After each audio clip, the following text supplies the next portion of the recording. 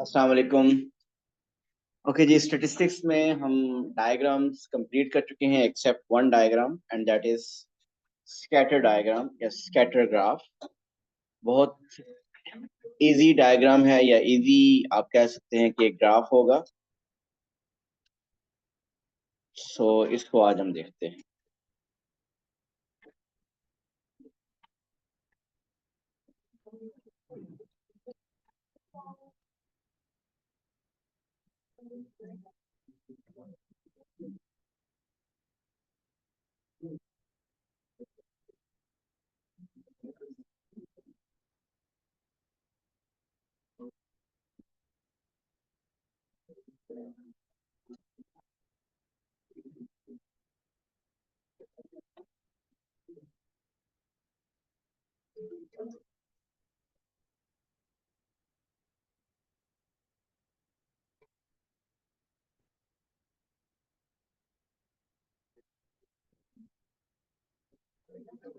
वालेकुम अस्सलाम।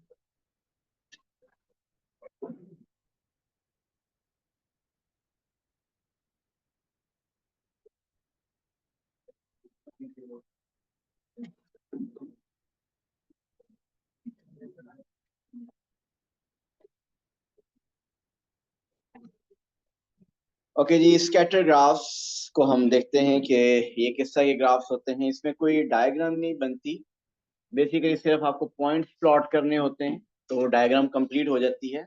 हाँ, उसके बाद कुछ वर्किंग के लिए फर्दर क्वेश्चंस हो सकते हैं। अभी मैं एक जनरल सा केस लेता हूँ यहाँ पे कि सपोज हमारे पास एक टेबल में वैल्यूज गिवन है y against x। This is x and this is y। x1 2 3 4 5 6 7, इनके against the values of y are suppose 14 18 25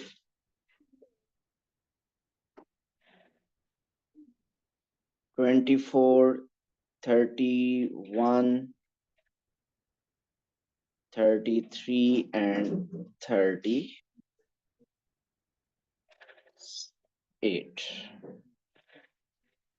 okay, ये एक टेबल गिवन है जिसमें एक्स और वाई है यहाँ पे, और आपको कहा जाता है कि इस इन एक्स और वाई वैल्यूज के लिए एक स्कैटर डायग्राम ड्रॉ करें।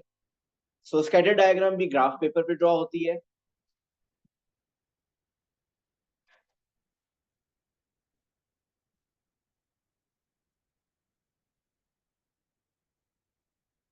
If I say this is the X and this is Y, so X axis पे हमारे पास देर आर 7 वैल्यूज। सो हम सिंपली 1 सेंटीमीटर टू 1 यूनिट वाला स्केल हम यहाँ डिसाइड कर रहे हैं ऑन एक्स एक्सिस।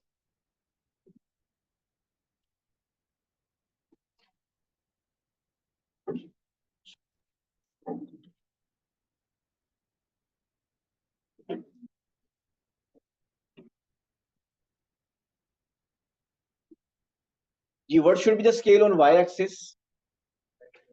ये मैं 5 का स्केल रख लेना चाहिए।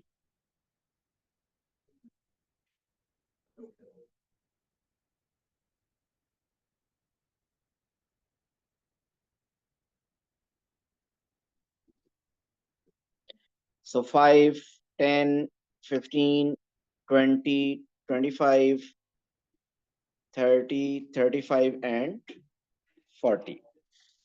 जी सिंपली आपको ये जो पॉइंट्स आपके टेबल में गिवन है, इन टेबल्स को इधर प्लॉट करेंगे तो स्कैटर डायग्राम कंप्लीट हो जाएगी। इसके अलावा और कुछ भी नहीं है इसमें। मीन डायग्राम की सिर्फ बात करें, अगर वो स्कैटर ग्राफ प्लॉट करें या स्कैटर डायग्राम ड्रॉ करें तो वो आपकी यहाँ तक ही होगी। मीन सबसे पहले अगर आप देखें तो first point is x is 1 and y is 14। x is 1, y is 14, mean 1 के अगेंस्ट आपने पॉइंट प्लॉट कर देना 14। नॉर्मली जब आप स्कैटर डायग्राम ड्रॉ करते हैं तो ये पॉइंट जिसका मैंने अभी मार्क किया है 1 के अगेंस्ट 14, नॉर्मली स्कैटर ग्राफ में पॉइंट की जगह एक क्रॉस मार्क किया जाता है। तो बेहतर है कि आप इसी को फॉलो करें, क्रॉस। मीन ये एक पॉइंट बेसिकली शो कर रहा है 1 के अगेंस्ट 14। Next point is 218। जी ये सब पॉइंट्स अपने पास प्लॉट कर लें आप। 218,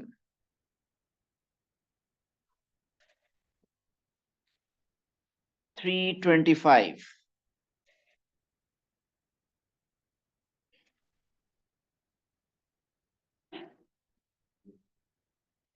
4 के against is 24, 5 is 31, 6 is 33, 7 is 38,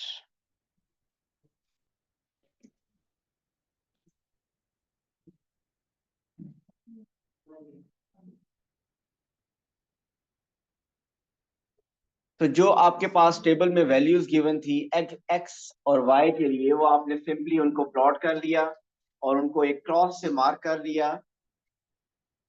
scatter diagram normally आपका जो क्वेश्चन होगा स्कैटर डायग्राम कंप्लीट करने के लिए, तो स्कैटर ग्राफ यही है, ये कंप्लीट हो चुका है। हाँ इसके बाद अलग से कुछ डिफरेंट क्वेश्चन जिसके मुताबिक जिस तरह कहेगा वो आप उसके मुताबिक अटेम्प्ट करेंगे। नॉर्मली ये जो क्वेश्चन है इसमें जो टेबल गिवन है उसमें टेबल में अगर सपोज 7 या 8 वैल्यूज हैं, उसमें से अक्सर ऐसा होता है कि 4, 5 प्लॉट कर देता है और 3, 4 वैल्यूज फर्दर आपको कहता है कि वो प्लॉट करें। तो ये एक 1 मार्क का क्वेश्चन होगा, इसमें कोई डिफिकल्ट बात नहीं होगी। लेकिन जब ये स्कैटर डायग्राम कंप्लीट हो गया तो उसके बाद आपसे अक्सर किसी क्वेश्चन में कहता है कि draw the line of best fit. Line of best fit आपने ड्रॉ करनी है।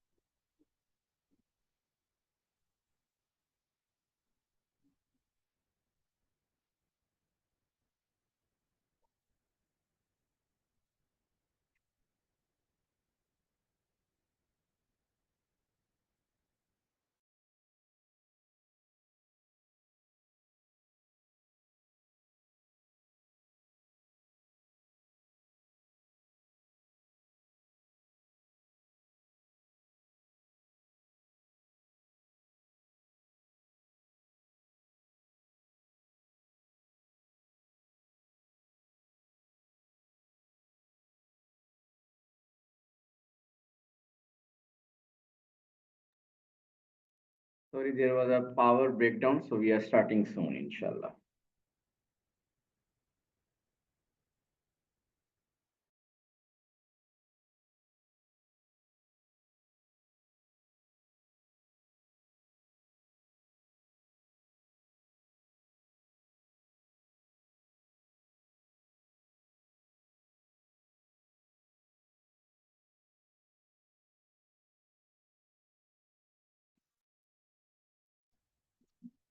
ओके जी, वी आर बैक। सो हम बात कर रहे थे कि स्कैटर डायग्राम के बाद लाइन ऑफ बेस्ट फिट कैसी होनी चाहिए। आपकी लाइन ऑफ बेस्ट फिट एक ऐसी लाइन होती है जो डाटा के बिहेवियर को रिप्रेजेंट करे। ऐसी कोई कंडीशन नहीं है कि line of best fit maximum points में से पास करे, ऐसी कोई कंडीशन नहीं है। बस आपने कोशिश करनी है कि आपकी लाइन ऐसी होनी चाहिए कि above the line and below the line number of points equal हूं। और वो भी मैंने कहा एक कोशिश करनी है, ये भी कोई जरूरी बात नहीं है। सो अगर मैं यहाँ पे एक लाइन ऑफ बेस्ट फिट में ड्रॉ करूं, सो आप देखिए this is one of the line of best fit. ये मैंने एक लाइन ड्रॉ की है। इसमें भी अगर आप देखें तो अबव द लाइन 2 पॉइंट्स आ रहे हैं, बिलो द लाइन 2 पॉइंट्स आ रहे हैं, लेकिन अगर नीचे 3 आ रहे होते, ऊपर 2, और कोई इश्यू नहीं था।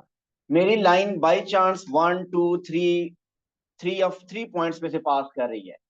ऐसा पॉसिबल है कि आपकी लाइन ऑफ बेस्ट फिट किसी भी पॉइंट से पास ना करे, फिर भी वो correct line of best fit हो सकती है, प्रोवाइडेड दैट कि वो लाइन ऐसी हो जो कि ओवरऑल उस डाटा के या उसके पॉइंट्स के बिहेवियर को शो कर रही हो। बिहेवियर मीन यहाँ पे राइज हो रहे हैं ना, ओवरऑल एक्स के अगेंस्ट वाई इज राइजिंग। सो ये आपका एक line line of best fit है। सो आपने इसको यहाँ पे एक्सटेंड नहीं करना, जितना रिक्वायर्ड इंफॉर्मेशन हो उसी के मुताबिक आप line of best fit draw करें। आप इसको इसके साथ प्रीवियस जीरो के साथ कनेक्ट करने की जरूरत नहीं है, अनलेस के क्वेश्चन में कोई ऐसा स्पेसिफिक बात उसने मेंशन की है कि उसको आप एक्सटेंड करें। आपको 7 तक इंफॉर्मेशन है तो आप थोड़ा सा आगे एक्सटेंड कर सकते हैं, लेकिन 9 10 11 तक जाने की बिल्कुल भी जरूरत नहीं है। तो जब आपके पास एक दफा लाइन ऑफ बेस्ट फिट बन गई, तो आपको अक्सर वो कह सकता है कि find the value of y when x is suppose 4.3। तो आप वो फाइंड कर सकते हैं 4.3 के अगेंस्ट आप देखेंगे what is the value of y। वो अगर 30 आ रही है तो वो आप बता सकते हैं। Mean once you have the line of best fit, किसी भी एक x वैल्यू के अगेंस्ट y या y वैल्यू के अगेंस्ट x आप बता सकते हैं। जी got it. Okay, scatter diagram में लाइन ऑफ बेस्ट फिट के बाद नेक्स्ट इज कोरिलेशन।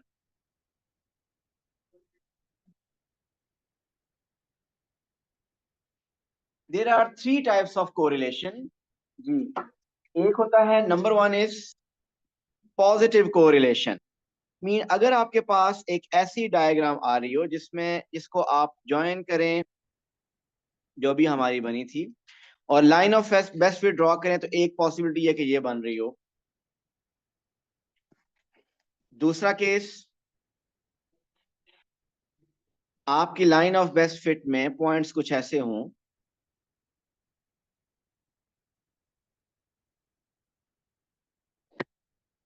कि ओवरऑल जो लाइन ऑफ बेस्ट फिट हो वो कुछ ऐसी बन रही हो।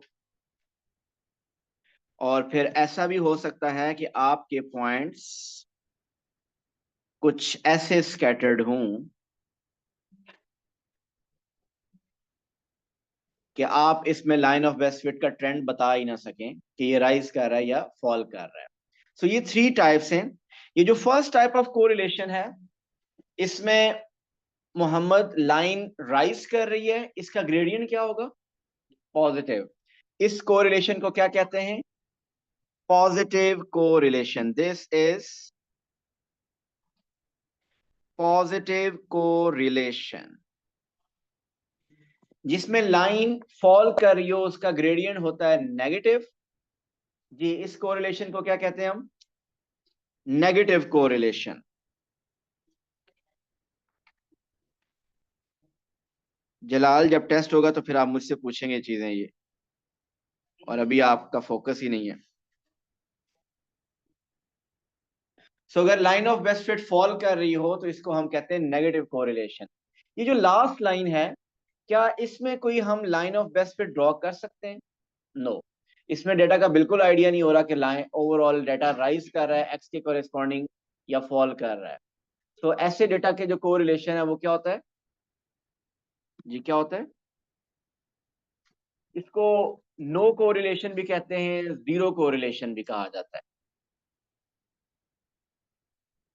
नो कोरिलेशन या आप इसको जीरो कोरिलेशन भी कह सकते हैं।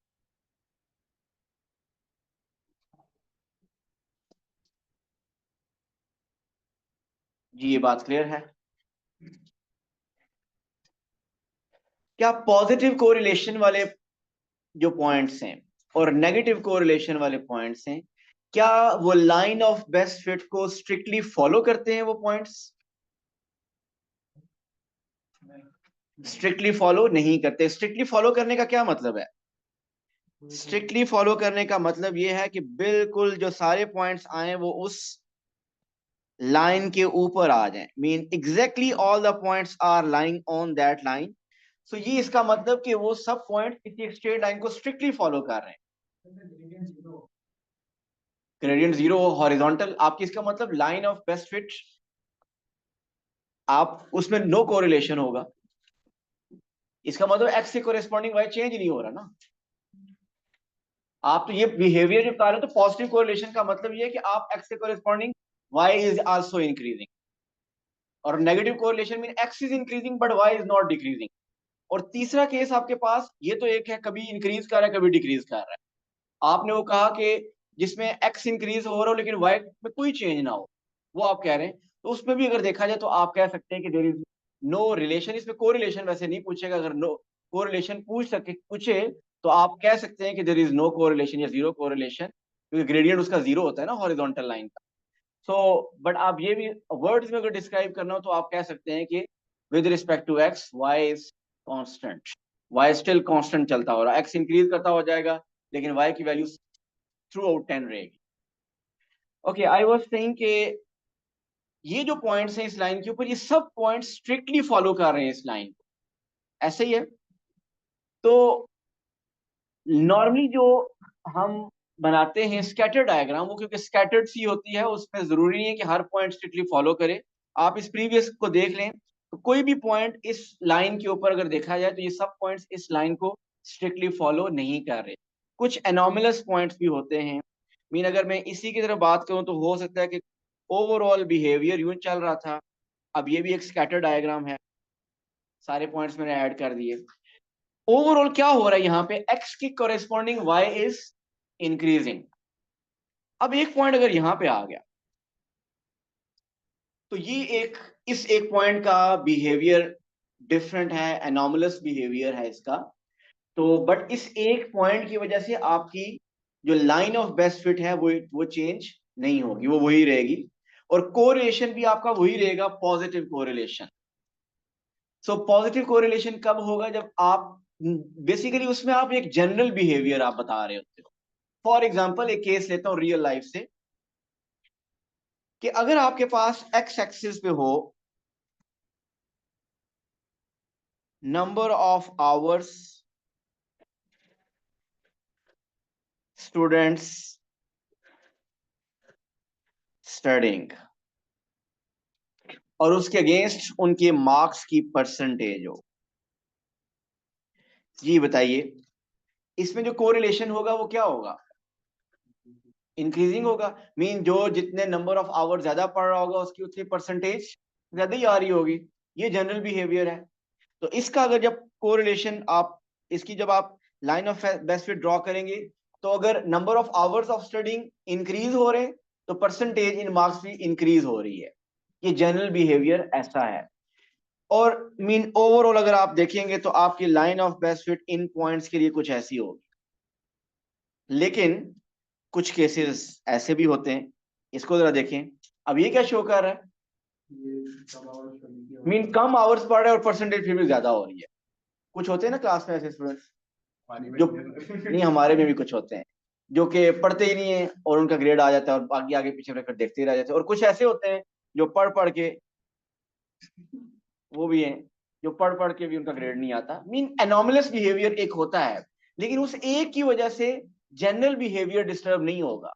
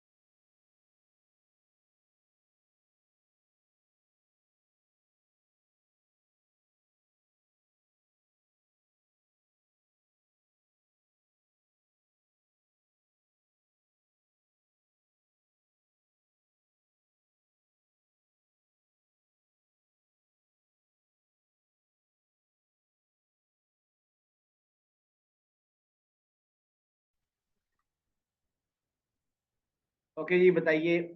मैं अभी टू क्वांटिटीज का नाम बताऊंगा, उनकी क्वांटिटीज के बारे में बताऊंगा। एक एक्स क्वांटिटी होगी और दूसरी वाई। आपने उन दोनों में जनरली आप अपनी सोचना है और आपने उसका जनरल बिहेवियर बताना है। जनरल बिहेवियर सोचना है, और जो आंसर जलाल बताएंगे वो आपने कोरिलेशन बताना है। और कोरिलेशन के ऑप्शंस क्या होंगी जलाल? पॉजिटिव कोरिलेशन, नेगेटिव कोरिलेशन, या नो कोरिलेशन। पॉजिटिव कोरिलेशन कब हम आंसर देंगे?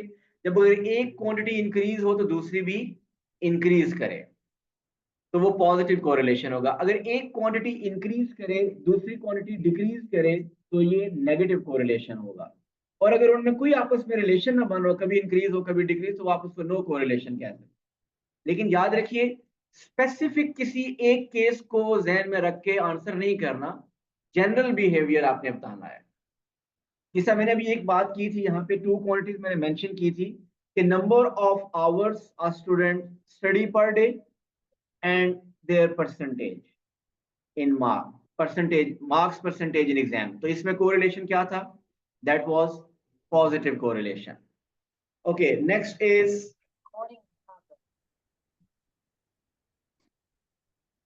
इसको अच्छा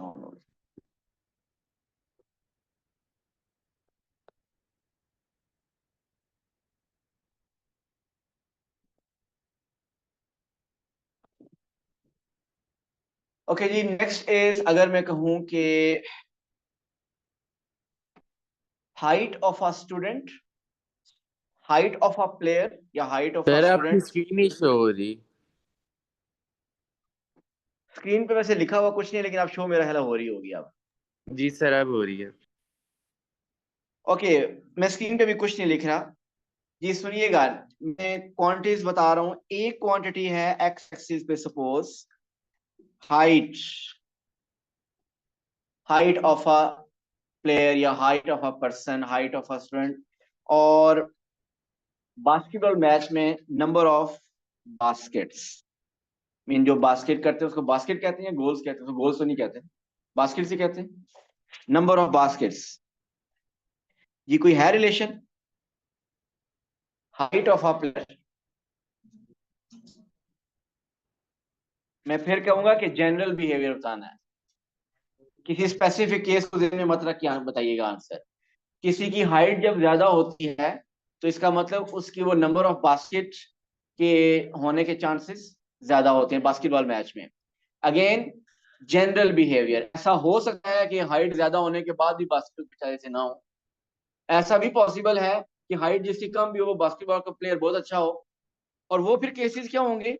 वो ये यहाँ पे जो आ रहे होंगे एनॉमलस केसेस, बिल्कुल उस साइन ऑफ बेस्ट फिट से बिल्कुल हट हट के।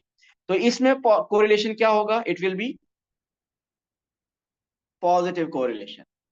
नेक्स्ट कोरिलेशन बताएंगे जलाल।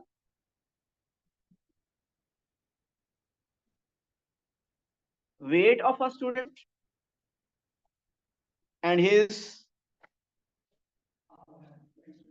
Marks in maths, no correlation. क्या है कोई रिलेशन इसमें? वेट ज्यादा हो या वेट होने से क्या मार्क्स ज्यादा आ जाते हैं? ऐसा कोई रिलेशन है, so it has no correlation. Next is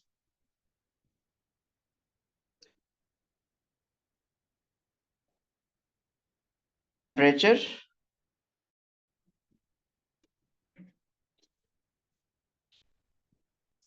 and Y axis पे number of ice cream sales in a shop. Temperature, number of ice cream sales in a shop, sold in a shop कह रहे हैं आप। पॉजिटिव कोरिलेशन, जब temperature ज्यादा होता है, normally वो समर्स की तरफ हम जा रहे होते हैं, ऐसे ही है ना।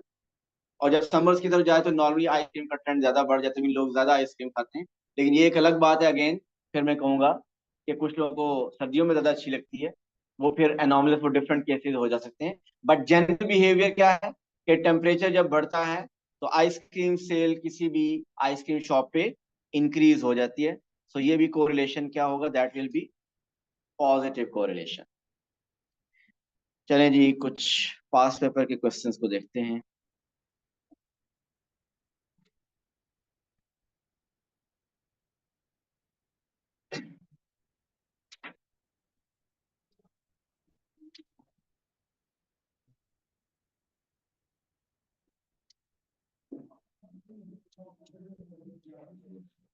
ओके जी, इस डाटा को देखिए। क्वेश्चन इज, नजर आ रहा है आप लोगों को पीछे?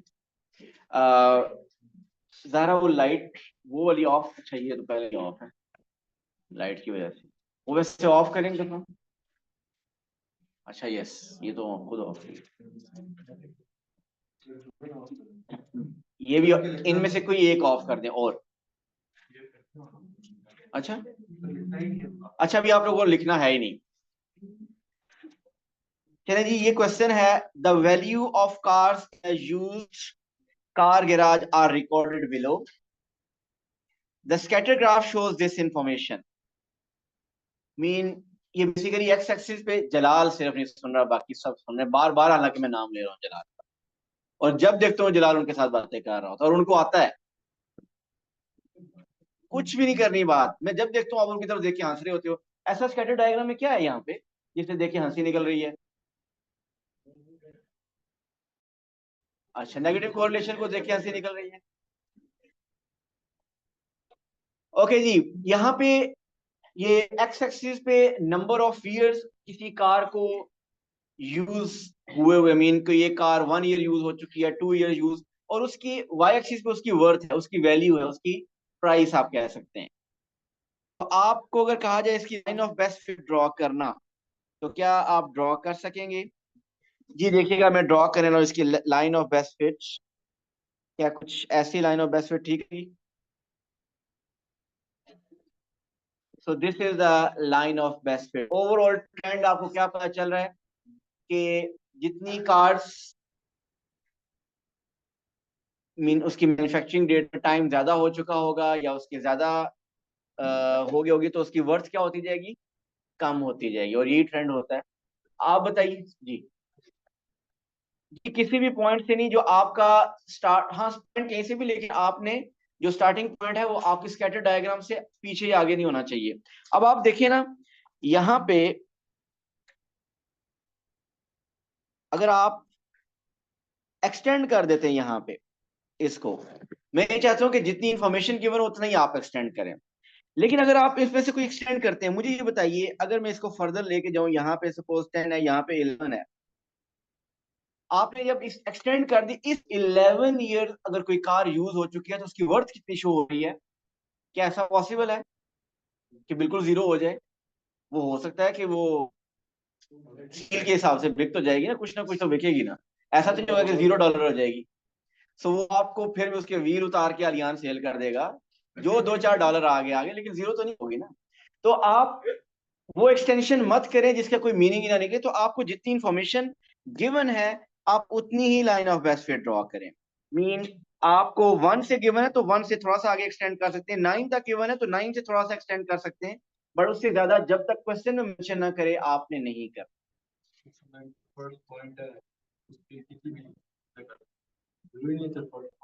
नहीं, जरूरी नहीं है। उससे देखिए, मैंने लाइन ऑफ बेस्ट फिट को ओवरऑल देखा है, मैंने फर्स्ट पॉइंट को नहीं देखा, मैंने ओवरऑल पॉइंट्स को देखा है। अच्छा जी, अब आप बताइए कि जिस कार की एज 5.5 ईयर्स होगी उसकी वर्थ क्या होगी? एग्जैक्ट बतानी है आप। कैसे करेंगे? जिस कार की वर्थ 5.5 ईयर्स है, मीन 5.5 ये सॉरी, जिस कार की एज 5.5 ईयर्स ओल्ड हो चुकी है उसकी वर्थ क्या होगी? $4,600 मेरे पास आ रही है। लेकिन ये जिसकी जिन्होंने जो लाइन ऑफ बेस्ट ड्रॉ की होगी उसके मुताबिक बताएंगे। अगर मैंने जो ड्रॉ किया उस लाइन ऑफ बेस्ट के मुताबिक 4,600 आ रहा है तो मैं वही लिखूंगा। अगर आपकी जो लाइन ऑफ बेस्ट थोड़ी सी चेंज हो सकती है, उससे अगर आंसर 4,700 आ रहा है तो आप वो लिखेंगे। जी आप बताइए इसमें what is the correlation? So the correlation is negative. So आपका अगर इस क्वेश्चन में देखें, यहाँ पे कह रहा है कि describe the correlation. So correlation में आप क्या लिखेंगे? The correlation is negative. ये जो कह रहे हैं ना, the next car that arrives is 6 years old, estimate the value of the car. ये कैसे एस्टिमेट करेंगे? आप 6 पे जाके अगर लाइन ऑफ बेस्ट फिट आपने ड्रॉ की होगी तो उसी को देख के आप कर देंगे। सो अगर नहीं होगा तो line of best fit draw कर सकते हैं।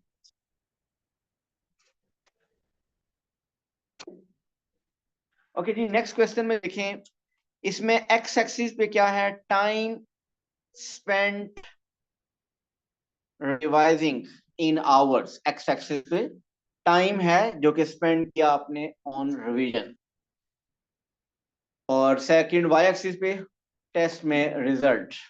अच्छा, इसमें एक नॉर्मली इसका ए पार्ट अक्सर मिस हो जाता है। इस पार्ट ए था कंप्लीट द स्कैटर डायग्राम। इसका पार्ट ए है complete the scatter diagram. Complete कैसे करनी है?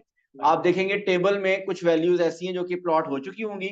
मीन ये जो रेड वाली वैल्यूज हैं उस टेबल में वो ऑलरेडी प्लॉट हो चुकी हैं, और रिमेनिंग 3 आपको प्लॉट खुद करनी है जो कि ग्रीन में शो हो रही है। तो वो आप प्लॉट कर देंगे तो स्कैटर डायग्राम कंप्लीट हो जाएगी।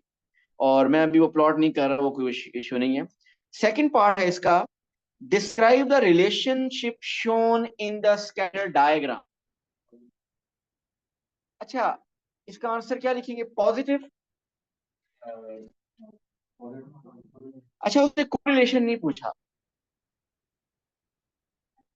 उसने पूछा what is the relationship shown in the scatter diagram. अगर तो एग्जैक्टली कोरिलेशन पूछा तो हम लिखते हैं पॉजिटिव, नेगेटिव या नो कोरिलेशन। इसमें भी अगर आप पॉजिटिव लिखें तो एक्स्ट्रा एक पॉइंट होगा वो लिख लें। लेकिन जब उसने सैंपल साथ मेंशन भी किया कि इसको डिस्क्राइब करना है आपने, तो आप इसको वर्ड्स में डिस्क्राइब करें। क्या वर्ड्स में डिस्क्राइब करेंगे इसमें? जी, इसमें क्या डिस्क्राइब करेंगे?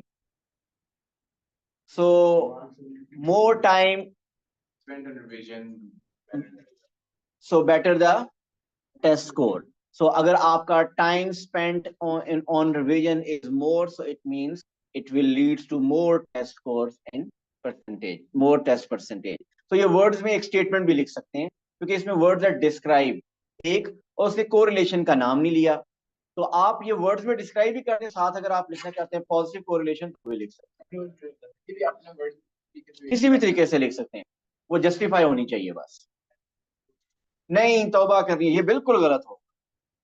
इन्होंने कहा है डायरेक्टली प्रोपोर्शनल, मीन बाकी सब माने जाएंगे, जितनी भी टूटी फूटी इंग्लिश है वो मान लेगा, लेकिन डायरेक्टली प्रोपोर्शनल लिखना 0 मार्क। कौन बताएगा ऐसा क्यों है? जी, जो डायरेक्टली प्रोपोर्शनल होती हैं क्वांटिटीज, वो स्ट्रिक्टली स्ट्रेट लाइन को फॉलो करती हैं, स्ट्रिक्टली फॉलो करती हैं वो। मीन अगर x के कोरेस्पॉन्डिंग अगर x1 चेंज हो रहा है तो, और उसके अगेंस्ट 3, तो हर 1 के अगेंस्ट 3 चेंज होगा। यहाँ पे स्कैटर डायग्राम में ऐसा नहीं है। सो आप, मैंने कहा जब वर्ड्स में लिखना है तो आप डिस्क्राइब करें किसी भी तरीके से, आप उसको देख के आप डिस्क्राइब कर सकते हैं, लेकिन आपने डायरेक्टली प्रोपोर्शनल या इनवर्सली प्रोपोर्शनल बिल्कुल नहीं लिखना, वो 100% इनकरेक्ट होगा। डायरेक्टली प्रोपोर्शनल उस वक्त होगा जब आपके पॉइंट्स, सब के सब पॉइंट्स इस लाइन के ऊपर आ रहे हो और कोई भी एक सिंगल पॉइंट भी उससे डेविएट ना कर रहा हो। सो इस केस में फिर आप लिख सकते हैं डायरेक्टली प्रोपोर्शनल, और वो भी दूसरी बात कि 0 0 से ग्राफ स्टार्ट होना चाहिए। ठीक है, तो बेहतर ये कि आप अगर कोई भी एक पॉइंट भी, और नॉर्मली स्कैटर डायग्राम में पॉइंट्स डेविएट कर रहे होते हैं, तो ये डायरेक्टली या इनवर्सली प्रोपोर्शनल वगैरह मत लिखें। Thank you so much. मैं ये वर्कशीट सेंड कर रहा हूँ, ये आपने अटेम्प्ट करनी है। अल्लाह हाफिज़।